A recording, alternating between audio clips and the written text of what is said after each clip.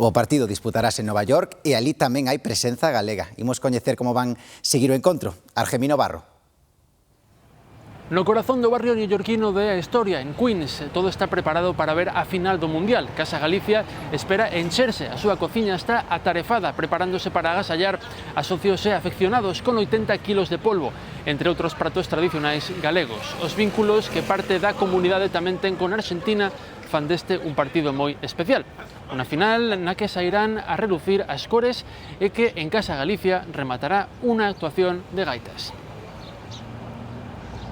Liga de Nova York tamén se preparan para vivir a final desta noite. Quedamos con os amigos e quedamos aquí en ver todos xuntos o partido. A maioría da xente son socios o que vai a vir.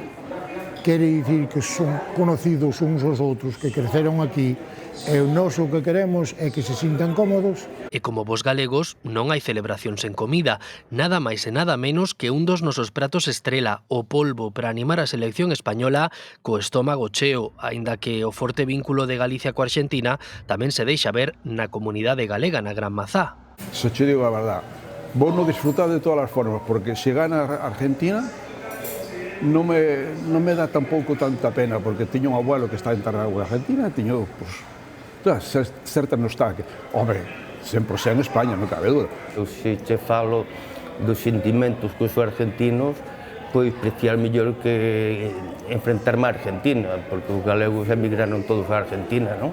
Así que pase o que pase, a festa está garantida neste centro que reúne os galegos de Nova York. Al acabar el partido tenemos un grupo que aprendió a tocar la gaita aquí, que hasta ahora todos los partidos que ganamos o que xogamos tocaron as gaitas.